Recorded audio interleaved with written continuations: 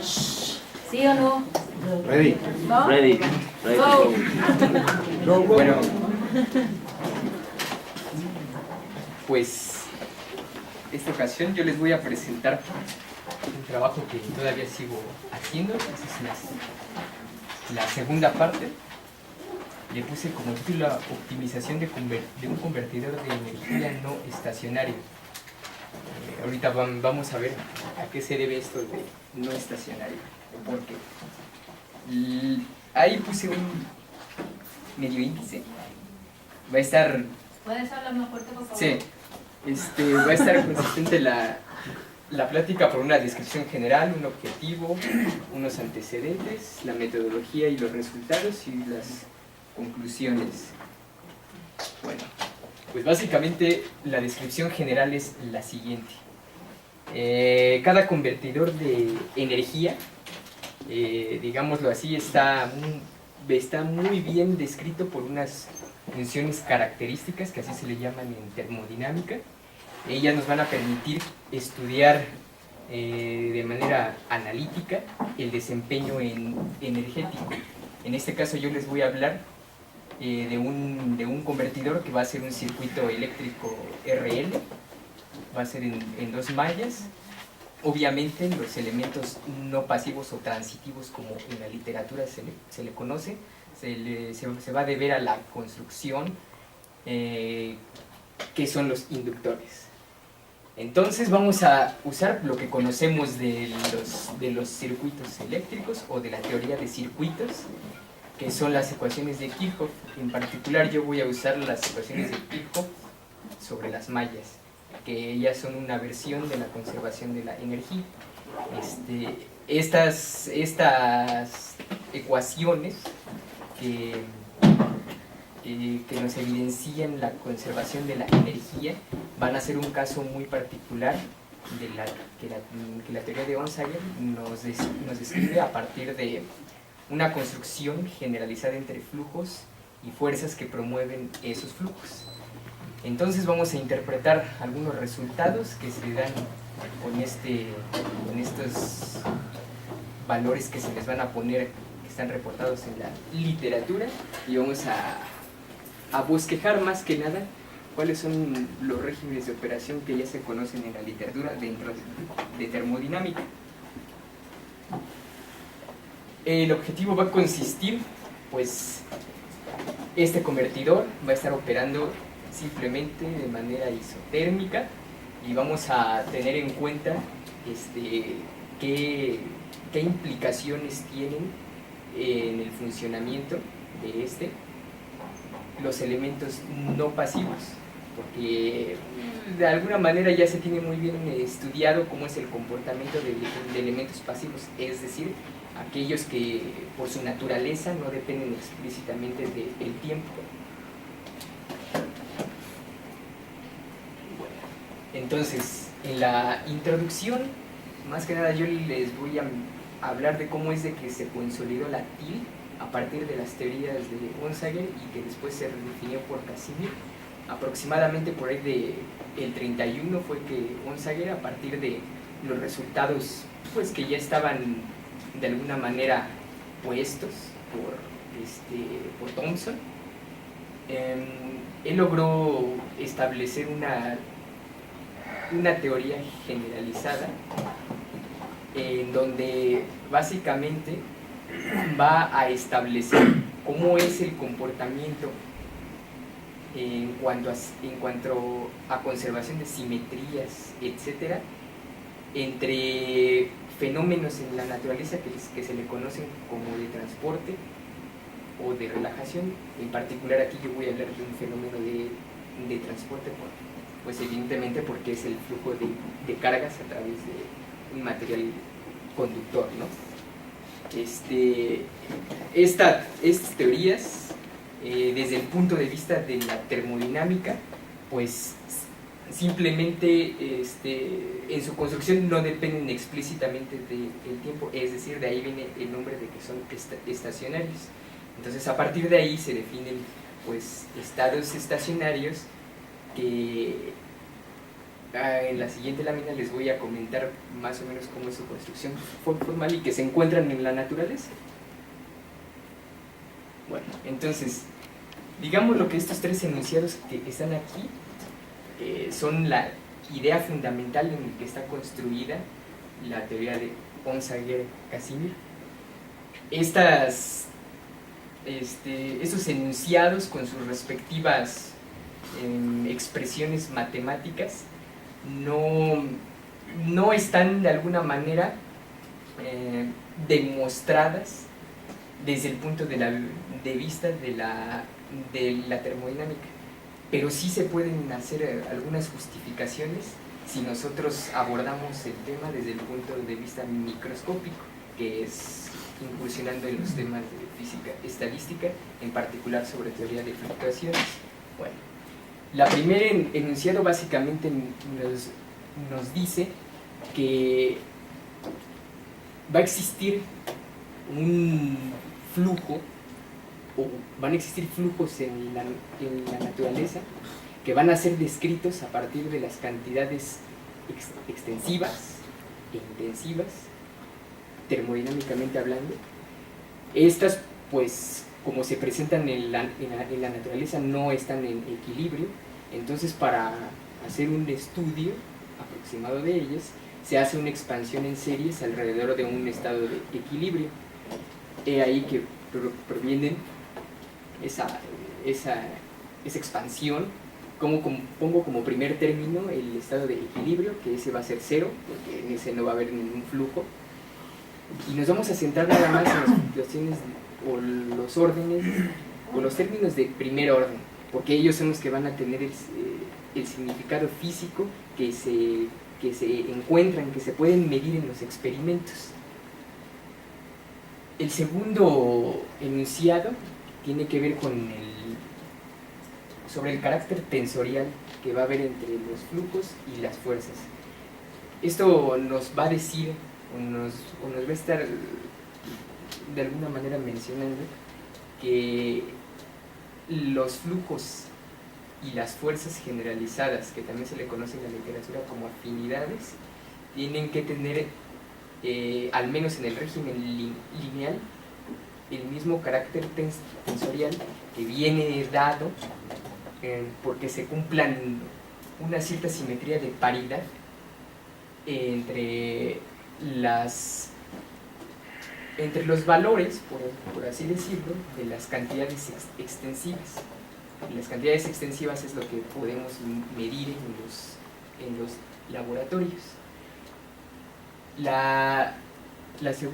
El tercer enunciado es un enunciado muy delicado que habla sobre unas relaciones de reciprocidad que se le conocen de Onsager,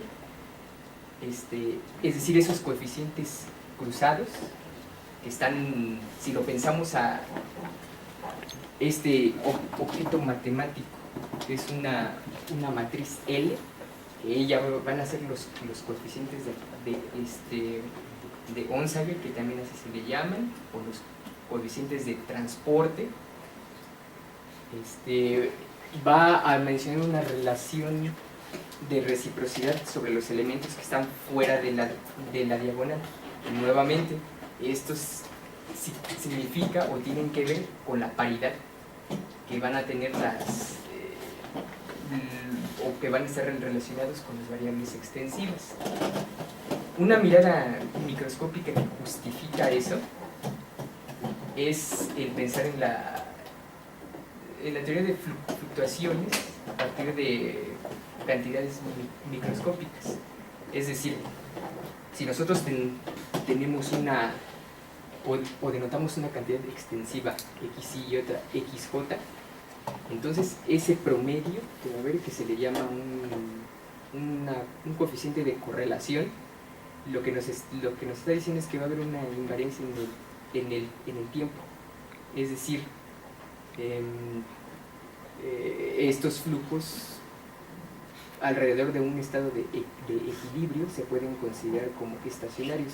Es una suposición fuerte que solamente se va a satisfacer o se va a evidenciar en el régimen lineal.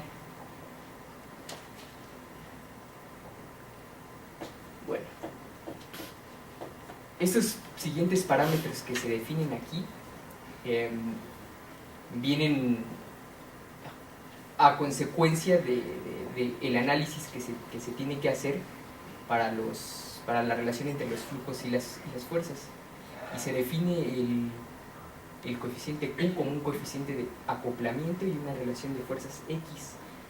Yo los interpreto, o se puede dar una interpretación en que formalmente no viene así. Este Q es simplemente como nos va a decir qué tan perfecto o qué tan bueno va a ser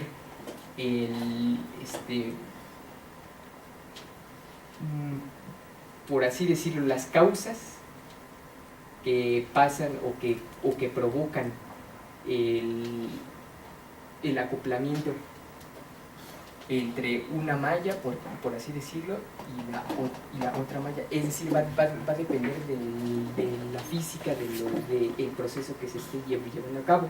La otra relación de fuerzas, en cierto sentido, también pudiera ser asociada con un acoplamiento, pero depende más del modo de operación del convertidor.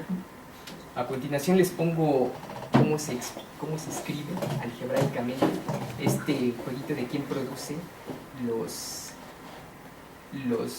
flujos.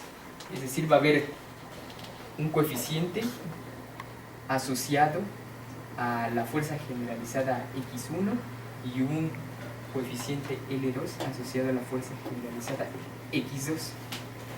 Aquí es en donde se debe de ver que por simetría L2,1 debe de ser igual a L1,2, y eso simplemente es por un principio de simetría, por así decirlo, desde el punto de vista termodinámico, que se debe de satisfacer.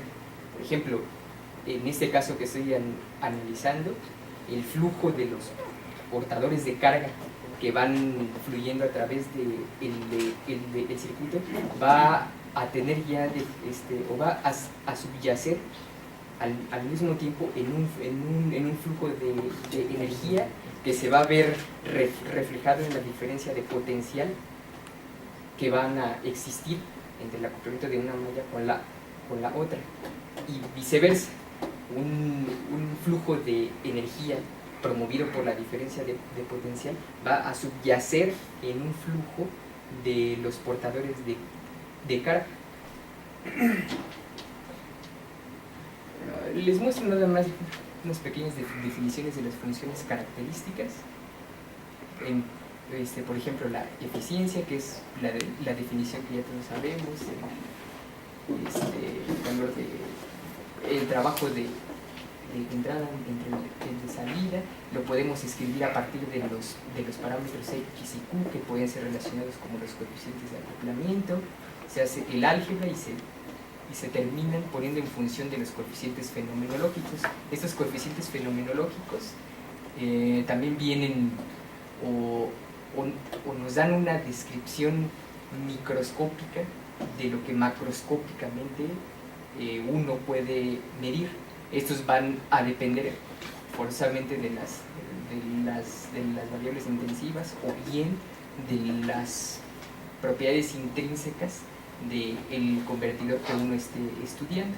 La potencia de salida, que simplemente a partir de la potencia de salida de la función disipación, digamos, lo que tienen que ver con esa cantidad de energía que no es aprovechada como trabajo útil, y en contraste otra que se desecha a los alrededores.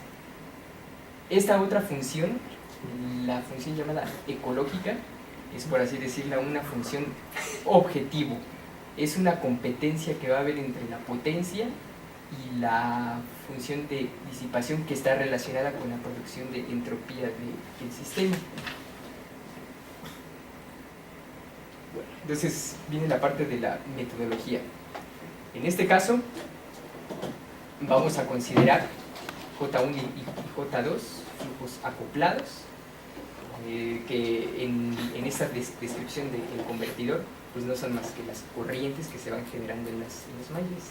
X1 y X2 pues van a ser las fuentes de voltaje que pueden o no depender del tiempo. Lo que pasa es de que la teoría que está fundamentada por Onsager, aunque habla sobre estados estacionarios, pues no nos advierte nada y no nos pone restricciones sobre y qué hay si las fuerzas dependen del tiempo, se seguirá comportando las mismas relaciones de igual manera o no. Entonces, arbitrariamente vamos a dejar que X1 y X2 en este primer análisis van a ser fuerzas constantes, es decir, una fuente de potencial directa. Entonces, a partir de las ecuaciones de malla de Kirchhoff se obtienen X1 y X2 en términos de los elementos pasivos y no pasivos, y como verán es una ecuación diferencial que se puede resolver, sí, pero eso no es lo que la teoría de Onsager resuelve o no explica. Entonces, estas ecuaciones se pueden transportar a un espacio en donde ya sean lineales, ya sean algebraicas. Aquí les muestro el esquema de cómo que acomodé los inductores y las resistencias, cómo fluyen las corrientes. Bueno, y ese espacio pues son las transformadas de Laplace, en donde hemos transformado esas ecuaciones diferenciales en unas ecuaciones lineales y que además van a depender de las condiciones iniciales que uno les imponga a los elementos no pasivos, que en este caso son los inductores. Para regresarnos al espacio real en donde se miden las fuerzas, ocupamos la fórmula de Heaviside, que se puede demostrar que coincide con la transformada inversa de Laplace. Y entonces, lo que nos arroja en forma matricial es nuevamente los flujos relacionados con las fuerzas, y esta es la matriz L de los coeficientes fenomenológicos. Y como verán, pues los que están fuera de la diagonal siguen siendo iguales, a pesar de que la teoría dice que se satisfacen para estados estacionarios. Entonces, pues al menos hemos evidenciado aquí un comportamiento que por su naturaleza es temporal y se vuelven a satisfacer esas relaciones. Estos parámetros, S y este polinomio que sale aquí, dependen únicamente de los parámetros físicos del sistema, que son las inductancias y las resistencias, y no depende de otras variables solas.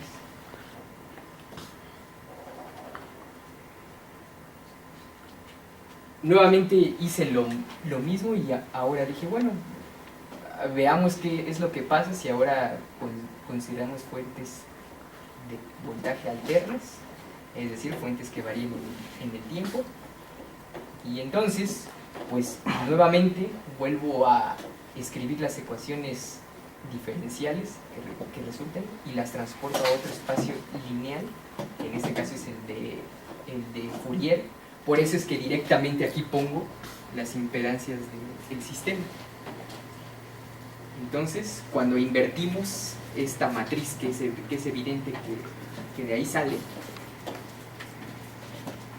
volvemos a encontrar esta misma simetría en los coeficientes que están fuera de la diagonal. Claro que ahora sí ya van a depender de una fase, pero esas fases van a estar relacionadas con las fuentes de voltaje alternas iniciales que están de por sí en el sistema.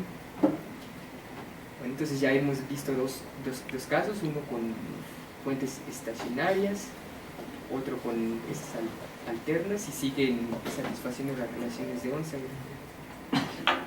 Bueno, entonces viene la parte de los resultados.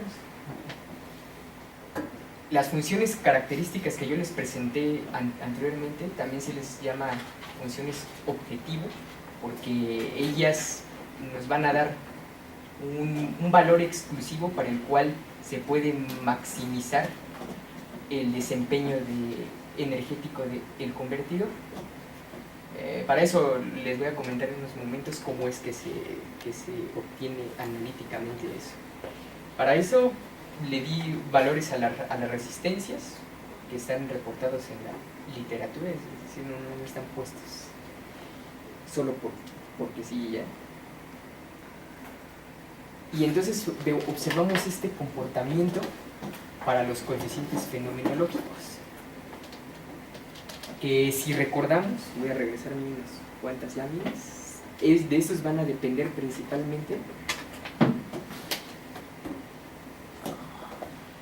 los flujos, y es lo que se observa en la literatura, en los experimentos, que así es el comportamiento de las corrientes, en donde los elementos no pasivos que existen son inductores. Aquí les presento las gráficas del coeficiente de acoplamiento y de la relación de fuerzas, que nuevamente nos vuelven a dar que dependen exclusivamente de los elementos del sistema.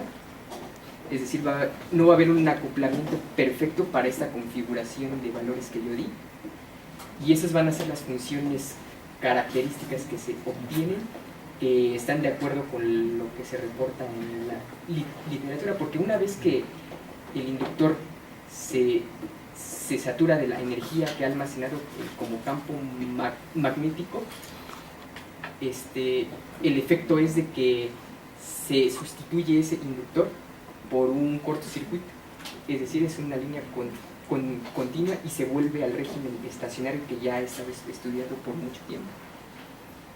Ese es el régimen lineal. Las otras funciones características, el régimen lineal me refiero a él haciendo una expansión en series de las exponenciales que dependen del tiempo y las corto hasta primero alrededor del tiempo característico del circuito, porque si no, no tendría significado eso. Esa es una función objetivo que se llama la potencia eficiente, que es el producto de la potencia por la eficiencia. De esta manera es como se obtienen los regímenes económicos de operación cuando uno quiere maximizar dicho desempeño. Ese es el comportamiento que se ven en las funciones alternantes que oscilan, porque la interpretación física es de que los inductores se están cargando y descargando, cargando y descargando. Y las conclusiones es, bueno, una vez que yo obtuve las expresiones analíticas para las funciones características, uno puede maximizarlas y encontrar esos valores óptimos. Entonces uno puede hacer el álgebra y uno puede dar los valores aproximadamente nominales para el juego de resistencias e inductancias y decir, bueno, si yo quiero que mi convertidor funcione a máxima potencia, ¿cómo deben de ser las resistencias o las inductancias en las mallas para que eso se logre? Y la segunda aparente conclusión que yo pongo en una pregunta es, ¿será que todos o algunos de los convertidores pseudoestacionarios que no están tan alejados del estado de equilibrio satisfacen esas relaciones de Onsager si se trasladan a un espacio lineal? ¿O nada más es una característica de estos? Porque de ser así, pues al menos ya hemos dado dos ejemplos que se satisfacen. Ya, eso es todo.